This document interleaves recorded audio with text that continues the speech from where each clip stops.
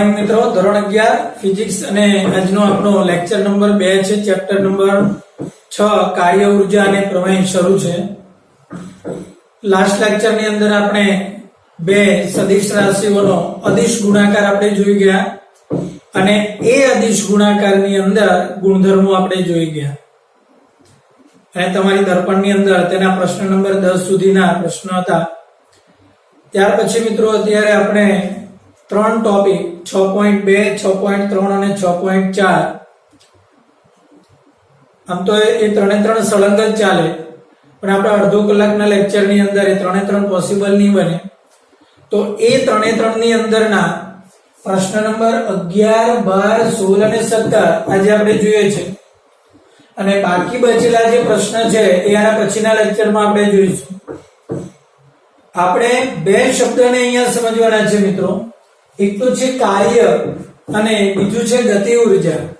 આ બે શબ્દોને એકબીજા સાથે ઘણો બધો સંબંધ છે.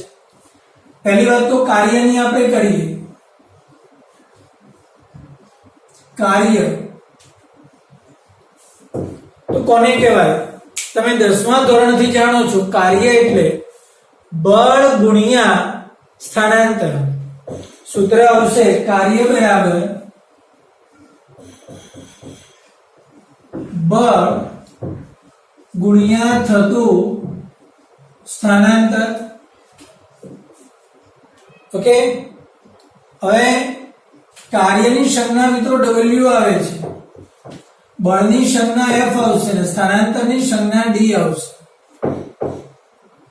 એટલે આ બળ ગુણ્યા સ્થાનાંતર એટલે થયું કાર્ય. ઓકે, જો મારે આનો એકમ આપવો હોય, અચ્છા આ સૂત્ર તો બેઝિક સૂત્ર છે, પણ આના પછીના લેક્ચરમાં આપણે જોઈશું કે સાચું સૂત્ર W બરાબર F.D છે. આની ચર્ચા આપણે આવતીકાલે કરવાના છે. અત્યારે આપણે આ ચર્ચા કરવી નથી. અત્યારે સમજો કે કાર્યનું સૂત્ર W બરાબર F.D છે, બળ ગુણ્યા સ્થાનાંતર. સિમ્પલ. ચાલો, આના પરથી આપણી પાસે એક બીજી પણ એક વ્યાખ્યા છે અને એ છે ઉર્જા. તો મિત્રો ઉર્જા એટલે શું છે? તો કે પદાર્થમાં રહેલી કાર્ય કરવાની જે ક્ષમતા છે તેને ઉર્જા તરીકે આપણે ઓળખીએ. ઓકે, પદાર્થમાં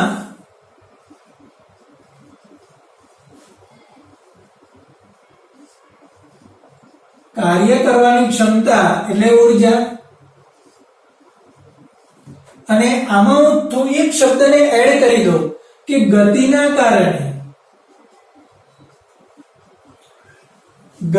કારણે કાર્ય કરવાની જે ક્ષમતા છે, તો આની અંદર એક બીજો શબ્દ હું ઉમેરી દઈશ, ગતિ ઉર્જા.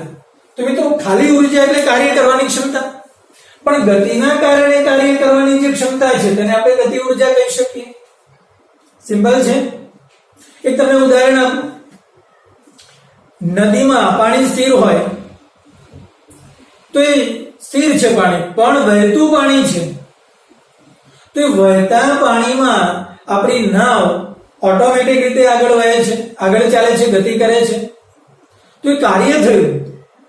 નદીના પાણીમાં જે નાવ છે એ જો એની જાતે જ આગળ વધતી હોય પ્રવાહના કારણે, તો પાણીની ગતિ ઉર્જા છે, તેને કારણે કાર્ય થયું.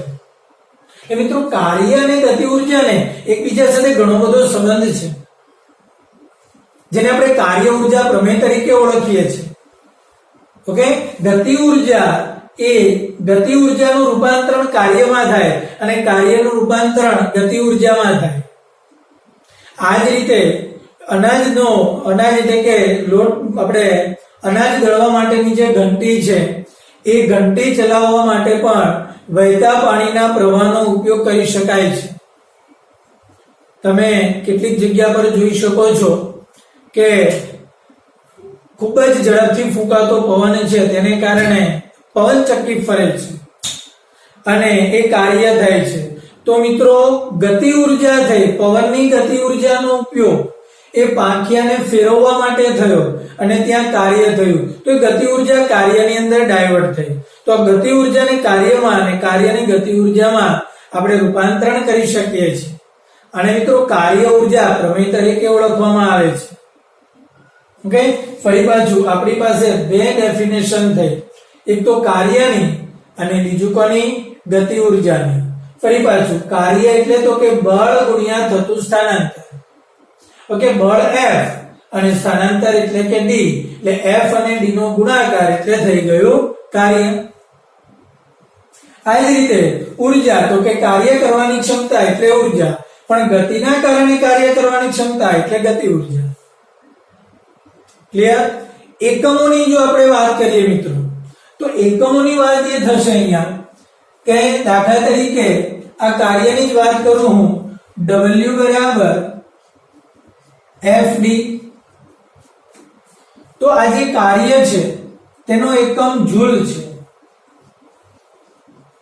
MKS એકમ જૂલ છે અને CGS એકમ અર્ગ છે. અચલ સમજમાં, MKS એકમ જૂલ છે અને CGS એકમ અર્ગ છે. ઓકે, બીજા શબ્દોમાં કહીએ કે જો બળ 1 ન્યૂટન લેવામાં આવે અને થતું સ્થાનાંતર 1 મીટર હોય તો થતું કાર્ય 1 જૂલ છે તેમ કહેવાય.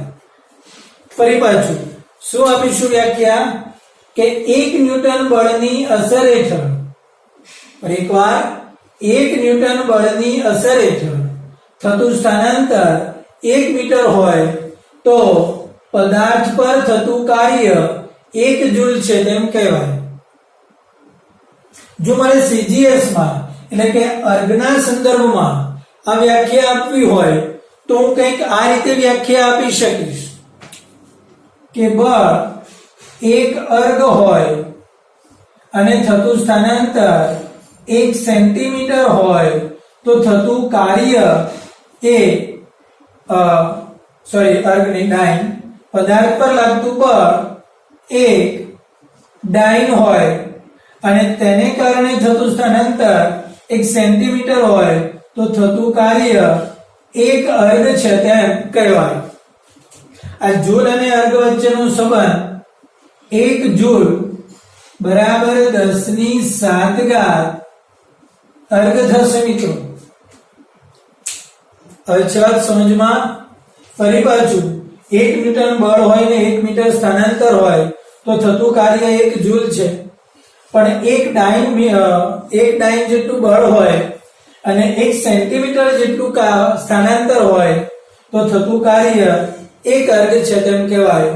જૂલ અને અર્ગ વચ્ચેનો સંબંધ આપણે બીજા ચેપ્ટરમાં બહુ સારી રીતે શીખી ગયા અને એ છે કે 1 જૂલ બરાબર 10⁷ અર્ગ થશે. ઓકે, ચાલો આગળ વધીએ આપણે. તો કાર્યના અહીંયા બીજા ઘણા બધા એકમો છે. એક એકમ ઇલેક્ટ્રોવોલ્ટ છે, 12મા ધોરણમાં આવશે. 1 ઇલેક્ટ્રોવોલ્ટ બરાબર 1.6 into 10⁻⁻19 જૂલ થાય. ઓકે, આ 1 ઇલેક્ટ્રોવોલ્ટ 12મા ધોરણમાં આ કાર્યનો એકમ આવશે. ચાલો ત્યાર પછી આગળ આપણે 1 કિલોવોટ અવર આ પણ કાર્યનો એકમ છે. તો 1 કિલોવોટ અવર બરાબર 3.6 ગુણ્યા 10⁶ જૂલ થશે, 36 લાખ જૂલ. 3.6 ગુણ્યા 10⁶ જૂલ આ પણ એક કાર્યનો જ એકમ છે. ઓકે, આ જૂલ અને અર્ગ તો કાર્યના એકમો થયા છે. ઓકે, ચલો આગળ વધીએ. હવે તમારે જો જૂલમાં કે અર્ગમાં એકમ નથી લખવું તો મિત્રો તમે કંઈક આ રીતે પણ લખી શકો છો. આ ન્યૂટન છે, ન્યૂટનનો મતલબ શું થાય? કિલોગ્રામ. ન્યૂટન એટલે કિલોગ્રામ. મીટર પર સેકન્ડ સ્ક્વેર આ ન્યૂટન. ન્યૂટન બરાબર કિલોગ્રામ મીટર પર સેકન્ડ સ્ક્વેર અને આ મીટર એટલે મીટર સ્ક્વેર એટલે કિલોગ્રામ મીટર સ્ક્વેર પર સેકન્ડ સ્ક્વેર બરાબર 1 જૂલ થાય. જો તમે અર્ગમાં લખવા માંગતા હો એક અર્ગ બરાબર શું થાય તો મિત્રો ગ્રામ ગુણ્યા સેન્ટીમીટર સ્ક્વેર અને છેદમાં સેકન્ડ સ્ક્વેર. જો તમે આ રીતે કરશો તો આ અર્ગ થશે. ફરી પાછું અહીંયા 1 જૂલ બરાબર કિલોગ્રામ મીટર સ્ક્વેર પર સેકન્ડ સ્ક્વેર, 1 અર્ગ બરાબર ગ્રામ સેન્ટીમીટર સ્ક્વેર પર સેકન્ડ સ્ક્વેર. અચ્છા, જો તમારે પારિમાણિક સૂત્ર લખવા છે તો પારિમાણિક સૂત્ર સિમ્પલ, કિલોગ્રામ એટલે m1, મીટર સ્ક્વેર એટલે l2 અને સેકન્ડ સ્ક્વેર છેદમાં છે એટલે t⁻². એટલે મિત્રો ઊર્જાનું પારિમાણિક સૂત્ર m1 l2 t⁻². અચ્છા, કાર્યનું પારિમાણિક સૂત્ર બી આ જ થશે અને ઊર્જાનું એટલે કે ગતિ ઊર્જા કે સ્થિતિ ઊર્જા કોઈ પણ પ્રકારની ઊર્જા હોય પારિમાણિક સૂત્ર આ જ થશે m1 l2 t⁻². બોલો, આવે છે વાત સમજમાં? ચિત્ર થાય છે ક્લિયર? હા, ફરી પાછું તમારી પાસે ઘણા બધા એકમો છે, જૂલ છે, અર્ગ છે, જૂલ સીજીએસ છે, અર્ગ એમકેસ એકમ છે, 12મા ધોરણમાં આવતો બીજો એકમ કિલો આપણે ઇલેક્ટ્રોવોલ્ટ છે, 1.6 × 10⁻19 જૂલ. અચ્છા, ઉષ્મા ઊર્જાના સંદર્ભમાં પણ એક એકમ આવે છે અને એ છે કેલરી. 1 કેલરી બરાબર 4.186 જૂલ થશે. 1 કેલરી બરાબર 4.186 જૂલ. આ ઊર્જા એ ઉષ્મા ઊર્જાના સંદર્ભમાં મપાતો એકમ છે અથવા તો ખોરાકની ઊર્જા એ આ કેલરી એકમમાં મપાય છે. યાંત્રિક ઊર્જામાં મપાતા એકમ કિલોવોટ અવરમાં છે અને આ 1 કિલોવોટ અવર બરાબર 36 લાખ જૂલ થાય. ઘરે જે વીજળી માટેનું જે ઇલેક્ટ્રિક મીટર છે તેમાં જે યુનિટ આપણે શબ્દ બોલીએ છીએ એ જે યુનિટ છે એ કિલોવોટ અવર છે, જેને આપણે સાદી ભાષામાં યુનિટ કહીએ છીએ. આ 1 કિલોવોટ અવર એટલે 36 લાખ જૂલ. 36 લાખ જૂલ જેટલી ઉર્જા વપરાય ત્યારે વીજળીના બિલમાં 1 યુનિટ જેટલી વીજળી આપણે વાપરી કહેવાય. તો આ ઉર્જાના કેટલાક જુદા જુદા એકમો થયા. ઓકે, ઓવરઓલ આ ગતિ ઉર્જા અને કાર્ય એકબીજા સાથે સંકળાયેલા છે મિત્રો. હવે આ ગતિ ઉર્જા અને કાર્ય કઈ રીતે એકબીજા સાથે સંકળાયેલા છે તો એ આપણે જોઈએ. તેને કાર્ય ઉર્જા પ્રમેય તરીકે ઓળખવામાં આવે.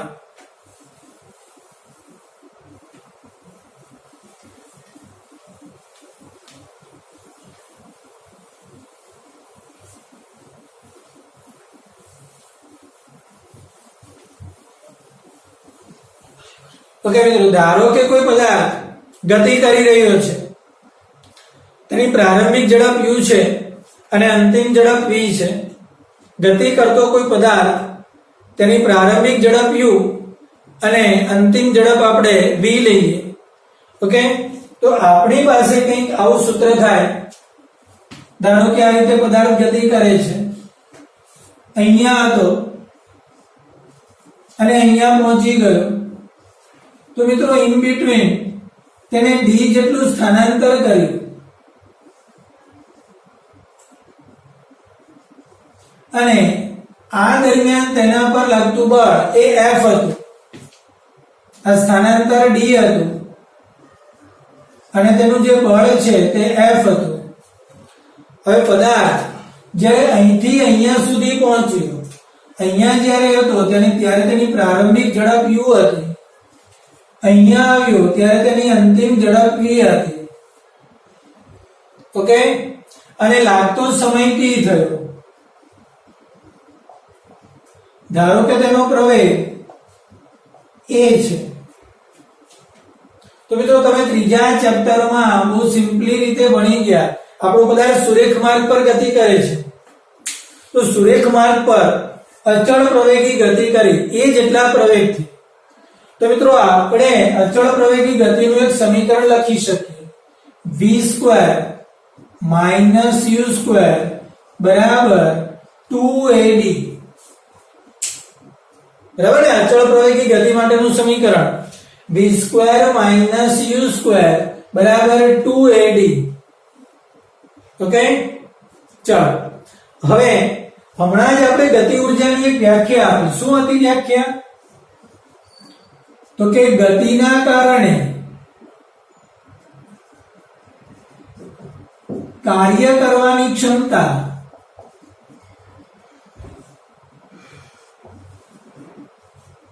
બરાબર ગતિ ઊર્જા.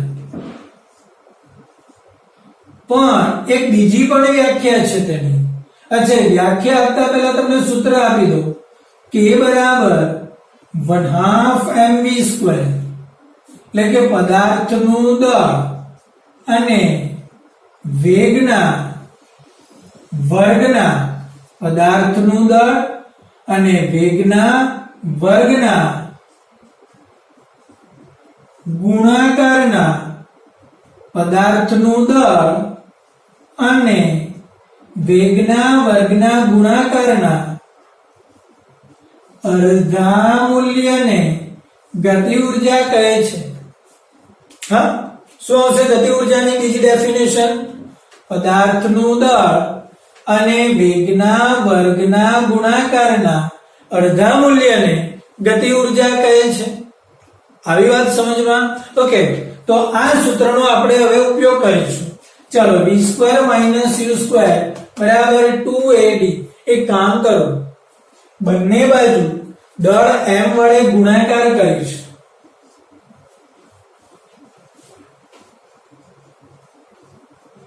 તો શું થશે? mv² - mu² બરાબર 2mad. અચ્છા, બે ને આ બાજુ લાવીશ તો 2 આ બાજુ આવશે, તો આના છેદમાં પણ 2 આવશે, એટલે 1/2 mv². 2 આના છેદમાં પણ આવશે, એટલે 1/2 mu² બરાબર mad થશે. હવે છે વાત સમજમાં? તો તમે અહીંયા જોઈ શકો છો મિત્રો કે આ ગતિ ઊર્જા, દળ અને વેગનો વર્ગ અને એનું અડધું. આ પણ ગતિ ઊર્જા, દળ અને વેગનો વર્ગ અને તેનું અડધું. પણ આ વેગ કયો હતો? અંતિમ વેગ. તો આને અંતિમ ગતિ ઊર્જા કહેવાય, kf ફાઇનલ. આ પ્રારંભિક વેગ છે, તો આને પ્રારંભિક ગતિ ઊર્જા કહેવાય, ki initial. Okay, is equal to, અચ્છા, F બરાબર ma, ન્યૂટનની ગતિનો બીજો નિયમ. F બરાબર ma, દળ અને પ્રવેગનો ગુણાકાર એ બળ આપે. તો મિત્રો આ F અને આ થઈ ગયો d. તો મિત્રો આ બળ અને આ થયું સ્થાનાંતર. તો આ બળ અને સ્થાનાંતરનો ગુણાકાર એટલે આ કાર્ય થયું. અને આ અંતિમ ગતિ ઊર્જા માઈનસ પ્રારંભિક ગતિ ઊર્જા, એટલે મિત્રો આ થયો ગતિ ઊર્જાનો ફેરફાર. મિત્રો આને કાર્ય ઊર્જા પ્રમેય તરીકે ઓળખવામાં આવે કે કોઈ પણ પદાર્થ પર થતું કાર્ય એ તેની ગતિ ઊર્જાના ફેરફાર બરાબર હોય છે. શું બોલીશું આપણે? કોઈ પણ પદાર્થ પર થતું કાર્ય એ ગતિ ઊર્જાના ફેરફાર બરાબર હોય છે. ઓકે, એટલે કે એક પદાર્થે ગતિની શરૂઆત કરી ત્યારે તેની પાસે ઊર્જા 100 જૂલ હતી. એક પદાર્થે ગતિની શરૂઆત કરી ત્યારે તેની પાસે ઊર્જા 100 જૂલ હતી. ગતિ દરમિયાન તેને જે કાર્ય કર્યું પછી એની ઊર્જા 70 જૂલ થઈ. તો ગતિ ઊર્જાનો ફેરફાર કેટલો થયો? 30 જૂલ. તો પ્રશ્ન થાય, એ 30 જૂલ ગયું ક્યાં? તો કે કાર્ય કરવામાં વપરાઈ ગયું. હવે વાત સમજમાં? એ થતું જે કાર્ય છે એ કાર્ય કશે જતું નથી. ઊર્જાનો નિયમ છે કે એક સ્વરૂપની ઊર્જા બીજા સ્વરૂપમાં જાય તેનો નાશ નહીં થાય. તો આ જે કાર્ય છે તે બેઝિકલી આવ્યું ક્યાંથી? તો કે ગતિ ઊર્જાના ફેરફારમાંથી. હવે છે સમજમાં મિત્રો? તો આ થયો મિત્રો કાર્ય ઊર્જા પ્રમેય. ઓકે, પદાર્થ પર થતું કાર્ય એ તેની ગતિ ઊર્જામાં થતા ફેરફાર બરાબર હોય છે. ક્લિયર? આ ઊર્જા અને કાર્ય બંનેના એકમ પણ સરખા, બંનેની પારિમાણિક સૂત્ર પણ સરખા, m1L2T-2. એકમ કેટલા એકમો થશે? જૂલ, અર્ગ, ઇલેક્ટ્રોવોલ્ટ. આગળ આપણે જોઈ ગયા જૂલ, અર્ગ, ઇલેક્ટ્રોવોલ્ટ, કેલરી અને કિલોવોટ અવર. આ બધા તેના જુદા જુદા એકમો છે. ઓકે, ત્યાર પછી આપણે તેની વ્યાખ્યા પણ આપી ગયા કે 1 ન્યૂટન બળ 1 મીટર સ્થાનાંતર તો 1 જૂલ કાર્ય, 1 ડાઇન બળ 1 સેન્ટીમીટર સ્થાનાંતર તો 1 અર્ગ જેટલું કાર્ય થશે. આવે છે વાત સમજમાં? ઓકે મિત્રો, તો અહીંયા આપણે જેટલું બી ભણ્યા તેની અંદર પ્રશ્ન નંબર 11, 12, 16 અને 17 તમારા કન્ફર્મ થશે. ઠીક છે? ઓકે, તો ત્યાર પછીનો આપણે પ્રશ્ન જોવો છે પ્રશ્ન નંબર 13 અને એ છે અચળ બળ વડે થતું કાર્ય. પહેલા તો આપણે સમજીએ કે આ અચળ બળ એટલે શું. આ શબ્દને સમજીએ. આ અચળ બળ કોને આપણે અચળ એટલે ન બદલાતું. બળ જે છે એ સદિશ રાશિ છે. તેને બે વસ્તુ હોય, મૂલ્ય અને દિશા. તો કે જો પદાર્થ પર લાગતું બળનું મૂલ્ય પણ ન બદલાતું હોય અને દિશા પણ ન બદલાતી હોય તો આવા બળને અચળ બળ કહેવાય. અને આવા અચળ બળ લાગતું હોય તો એ દરમિયાન થતું કાર્ય એ કેટલું મળે આપણને. તો હમણાં જ આપણે જોઈ ગયા કાર્ય એટલે બળ ગુણ્યા સ્થાનાંતર. પણ મેં તમને હમણાં વાત કરી કે એ સૂત્ર અધૂરું છે. હમણાં જે આપણે જે સૂત્ર આપ્યું એ સૂત્ર શું હતું? તો કે W બરાબર FD. પણ ના, આ રીતે સૂત્ર નહીં અપાય. એકચ્યુઅલી સૂત્ર કંઈક આવું છે, W બરાબર F.D. અચ્છા, આવું સૂત્ર કેમ છે અને સાબિતી હમણાં આપણે આપવા માટે જઈએ છીએ. ઓકે, પણ એક વસ્તુ તમારા દિમાગમાં ફિટ રાખજો મિત્રો, અહીંયા બળ કેવું છે? અચળ. ઓકે, ફરી પાછું અચળ બળ કોને કહેવાય? તો કે જે બળનું મૂલ્ય પણ ન બદલાતું હોય અને દિશા પણ ન બદલાતી હોય તો આવા બળને અચળ બળ તરીકે આપણે ઓળખીશું. અને આવા અચળ બળ દરમિયાન થતા કાર્યનું સૂત્ર આપણે શોધવું છે. ચાલો પછી આગળ. ધારો કે મારી પાસે અહીંયા આ એક m દળનો બ્લોક છે જે અહીંયા સુધી આવ્યો. આ d જેટલું સ્થાનાંતર કર્યું આ બ્લોકે. અને મિત્રો આ જે બ્લોક છે તે બ્લોક પર લાગતું બળ પણ આ દિશામાં હતું. મિત્રો અહીંયા તમે જરા ધ્યાનથી જુઓ, મારું બળ અને થતું સ્થાનાંતર બંને એક જ દિશામાં છે. બળ ક્યાં છે? આ દિશામાં. સ્થાનાંતર પણ ક્યાં છે? આ જ દિશામાં. તો મિત્રો જ્યારે આવું હોય ત્યારે આ સૂત્ર 100% સાચું છે. જ્યારે બળ અને સ્થાનાંતર બંને એક જ દિશામાં હોય. સ્થાનાંતર ક્યાં? તો કે બળની દિશામાં. બળ ક્યાં? તો કે સ્થાનાંતરની દિશામાં. તો તમે ચોક્કસથી આ સૂત્ર લગાડી શકો, W બરાબર FT. સિમ્પલ છે. પણ હવે હું મારી આકૃતિમાં થોડું ચેન્જ લાવું છું. ધારો કે આ બળ આ દિશામાં નથી લાગતું. ધારો કે બળ આ દિશામાં લાગે છે. તો તમે જોઈ શકો છો કે બળ અને સ્થાનાંતર એક દિશામાં નથી રહ્યા. શું કીધું? બળ અને સ્થાનાંતર એક દિશામાં નથી રહ્યા. તો આવા સંજોગોમાં મારે શું કરવું પડે?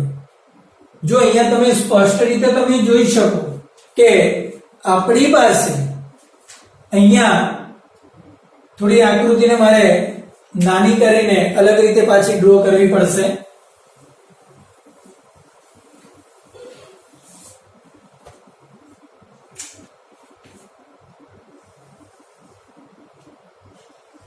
આ બ્લોક અહીંયા હતો, હવે અહીંયા આવી ગયો, તો મિત્રો આ સ્થાનાંતર ડી થઈ ગયું.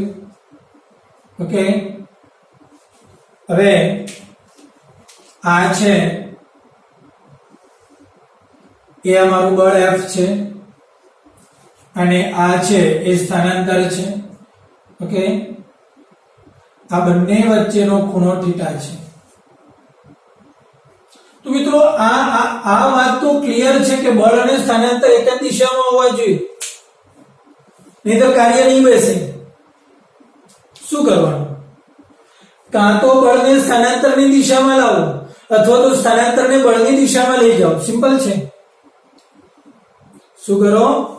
બળને સ્થાનાંતરની દિશામાં લાવો અથવા તો સ્થાનાંતરને બળની દિશામાં લઈ જાઓ. તો તેના માટે મારી પાસે રસ્તો છે. જો આ જે F છે, F નો એક ઘટક આ બાજુ બેસે અને બીજો ઘટક આ બાજુ બેસે. તો જો F નો આ બાજુનો ઘટક એ થયો F cos θ અને F નો આ બાજુનો ઘટક એ થયો F sin θ. તો F ના કેટલા ઘટકો પડ્યા મિત્રો? બે. F cos θ અને બીજો F sin θ. આ ઘટક એ d ની દિશામાં છે અને આ ઘટક એ d ને લંબ છે. બળના બે ઘટકો થયા, એક F cos θ અને બીજો F sin θ. તો હમણાં જ આપણે ક્લિયર કટ વાત કરી કે કાર્ય ત્યારે જ થશે કે જ્યારે સ્થાનાંતરની દિશામાં બળ હોય. તો પદાર્થ આજે આપણો બ્લોક અહીંથી અહીંયા ગયો, તો તેના માટે જવાબદાર કોણ હશે? F sin θ કે F cos θ? Obviously F cos θ. તમને MCQ માં પૂછે કે F sin θ ને કારણે કાર્ય થયું તો કે ના, F sin θ ને કારણે સ્થાનાંતર થયું તો કે ના. સ્થાનાંતર કોણે કરાવ્યું? તો કે F cos θ. તો હવે જો મારે કાર્ય જોઈતું હોય મિત્રો, તો કાર્ય કઈ રીતે થશે? તો કે કાર્ય W બરાબર F લેવાશે? ના. F sin θ લેવાશે? ના. તો શું લેવાશે? F cos θ અને આ સ્થાનાંતર D. તો મિત્રો મારું સૂત્ર થયું FD cos θ. તો આના પરથી સીધું સૂત્ર થયું F dot D. જો મેં તમને જે ઓરિજિનલ સૂત્રની વાત કરી હતી એ આવી ગયું કે નહીં? F dot D. હવે ચલ સમજમાં. ઓકે, અચ્છા, આ સૂત્ર સાચું પડે પણ ક્યારે? કે જ્યારે બંને પૂરેપૂરું બળ એ સ્થાનાંતરની દિશામાં હોય તો. પણ જ્યારે પૂરેપૂરું બળ સ્થાનાંતરની દિશામાં નથી, તો મિત્રો આપણી પાસે બળના બે ઘટકો પડશે. એક ઘટક જે cos છે અને બીજો ઘટક જે sin છે. તો મિત્રો cos ઘટક એ સ્થાનાંતરની દિશામાંનો ઘટક થશે અને sin ઘટક એ સ્થાનાંતરને લંબ દિશા. અને યાદ રાખજો, સ્થાનાંતરને લંબ દિશાનો ઘટક ક્યારેય પણ કાર્ય નહીં આપે. તો કાર્ય માટે આ ઘટક જવાબદાર બિલકુલ નથી. કાર્ય માટે જવાબદાર ઘટક કોણ છે? F cos θ. આ જ વસ્તુ બીજી રીતે પણ હું તમને સમજાવી શકું. જો આકૃતિ આપણે અહીંયા અલગ કરીએ. આપણો બ્લોક અહીંયા સુધી આવ્યો, તો સ્થાનાંતર આ સ્થાનાંતર D થઈ ગયું. ઓકે, આપણું બળ આ દિશામાં છે, આ F. અચ્છા, બંને વચ્ચેનો ખૂણો θ છે. અચ્છા, આપણો પર્પસ શું હતું? F અને D એક જ દિશામાં હોય નથી, તો F નો ઘટક આપણે આ બાજુ પાડ્યો. હવે ઉલટું કામ કરું, હવે હું D નો ઘટક F પર જવા દઉં, થશે ને? તો જો તમને આ જે D છે, આ D આ દિશામાં છે, તો અહીંથી જો હું આ બાજુ લંબ ડ્રો કરીશ, તો મિત્રો આ જે ભાગ થયો ને, આ ભાગ એને D cos θ કહેવાય. આ D નો આ દિશાનો ઘટક મેં લીધો, સ્થાનાંતરનો બળની દિશાનો ઘટક. તો પણ તમે કાર્ય બનાવી શકો. કઈ રીતે? તમે લખી શકો કાર્ય બરાબર કાર્ય W બરાબર બળ પૂરેપૂરું લઈ લો, પણ સ્થાનાંતર તમે શું લેશો? d cos θ. સ્થાનાંતર પૂરેપૂરું, જો અહીંયા શું લીધું તમે? સ્થાનાંતર પૂરેપૂરું લીધું, બળનો સ્થાનાંતરની દિશાનો ઘટક લીધો. તો અહીંયા તમે શું લો? બળ પૂરેપૂરું લો, તો સ્થાનાંતરનો બળની દિશાનો ઘટક લઈ લો. તો ઓબ્વિયસલી થયું શું? f d cos θ. પણ ફાઇનલી સૂત્ર તો શું મળ્યું? f ડોટ d જ મળ્યું. થઈ ગયું ને આ કાર્ય? બોલો મિત્રો, આવે છે વાત સમજમાં? ચિત્ર થાય છે ક્લિયર? તો આપણું આ સૂત્ર આની અંદર આવી જ ગયું છે. તો હવેથી આપણે આ સૂત્ર નહીં વાપરીએ. આપણા માટે કાર્યનું સૂત્ર આ જ રહેશે. શું? w બરાબર f ડોટ d. યાદ રાખજો મિત્રો, આ અદિશ ગુણાકાર છે, મતલબ કે કાર્ય એ અદિશ રાશિ છે. કોઈ નહીં બોલે કે કાર્ય સદિશ રાશિ છે. આ બળ સદિશ, સ્થાનાંતર સદિશ, પણ તેને કારણે થતું કાર્ય અદિશ રાશિ છે. ઓકે, બરાબર છે? તો ફાઇનલી આપણે જો જોવા જઈએ મિત્રો, તો આપણને સૂત્ર અહીંયા મળે છે કે w બરાબર f d cos θ. તો અહીંથી આપણે આગળ વધીએ. કાર્ય ત્રણ પ્રકારના મળશે. કાર્ય ધન મળે, કાર્ય ઋણ મળે અને કાર્ય 0 મળે. જો તમારો θ, મિત્રો આ તમારો પ્રશ્ન નંબર 13 અહીંયા પૂરો થયો છે. ત્યાર પછીના જે બે પ્રશ્ન તમારી બુકમાં આપેલા છે એ તમારે કરવાની જરૂર નથી. હું તમને અહીંયા જે નોંધ આપું છું એ તમારી નોટમાં લખાયેલી હોવી જરૂરી છે. ફરી પાછું જણાવું છું, પ્રશ્ન નંબર આના પછી આવતો જે પ્રશ્ન એ 14 અને 15 એ તમારે કરવાના નથી. પણ અહીંયા જે હું તમને માહિતી આપું છું, જે નોંધ આપું છું, એ તમારી નોટમાં લખાયેલી હોવી જરૂરી છે. ઓકે? હા, ફરી પાછું કાર્યનું સૂત્ર શું આવશે? fd આવશે? તો કે ના, શું આવશે? f ડોટ d, મતલબ કે f d cos θ. Clear? Okay, હવે આપણે આપણી નોંધ પર જઈએ.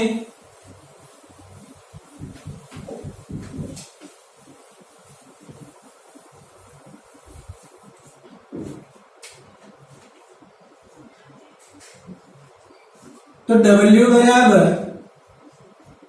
f d cos θ થયું. અચ્છા, આ થીટા જે છે એ બે પ્રકારના આપણને મળે. એક તો 0 થી 90 ની વચ્ચે. જો થીટા 0 થી 90 ની વચ્ચે હોય તો cos θ ધન થાય, અને cos θ જો ધન થાય તો આપણું કાર્ય પણ ધન મળે. યાદ રાખજો, થીટા કેવો હોય? 0 થી 90 ની વચ્ચે, તો cos θ ધન મળે. cos θ ધન મળે તો કાર્ય પણ કેવું થાય? ધન થાય. આનાથી ઉલટું, કે જો તમારો થીટા એ 90 થી મોટો અને 180 થી નાનો હોય તો મિત્રો તમારો cos θ એ ઋણ મળશે. અને જો cos θ ઋણ થયો તો તમારું કાર્ય પણ ઋણ થાય.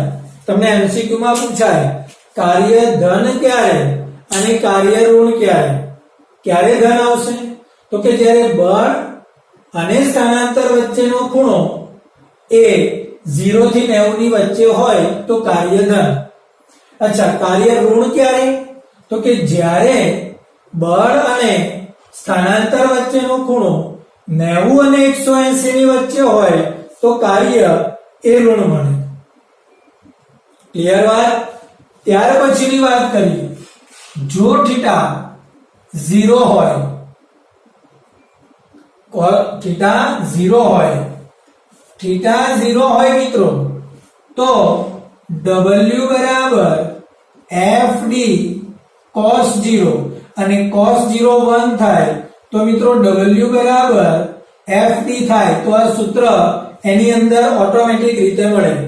પણ જો મિત્રો θ બરાબર 180 હોય તો મિત્રો W બરાબર FD cos 180 cos 180 -1 થાય તો -FD મળે. ફરી પાછું θ 0 હોય તો કાર્ય મહત્તમ મળે FD અને θ 180 હોય તો કાર્ય ઋણ મહત્તમ મળે. એકવાર θ 0 હોય તો કાર્ય ધન મહત્તમ મળે FD, θ 180 હોય તો કાર્ય ઋણ મહત્તમ મળે -FD. ઓકે, ચાલો આટલું ભૂસી કાઢું છું. તમારી નોટમાં આટલી નોંધ લખી કાઢજો. હવે જરા આપણે આગળની નોંધમાં જઈએ કે કાર્ય 0 ક્યારે મળે. જો તમે F0 હોય અથવા D0 હોય અથવા cos θ 0 હોય તો તમારું કાર્ય શૂન્ય મળે. ફરી એકવાર, બળ શૂન્ય હોય અથવા સ્થાનાંતર શૂન્ય હોય અથવા cos θ 0 હોય તો તમારું કાર્ય કેવું મળે? શૂન્ય મળે. અચ્છા, હવે આ cos θ શૂન્ય ક્યારે થાય? તો કે જ્યારે આ θ ની કિંમત એ 90 હોય, એટલે કે બળ અને સ્થાનાંતર જ્યારે એકબીજાને લંબ રૂપે હોય.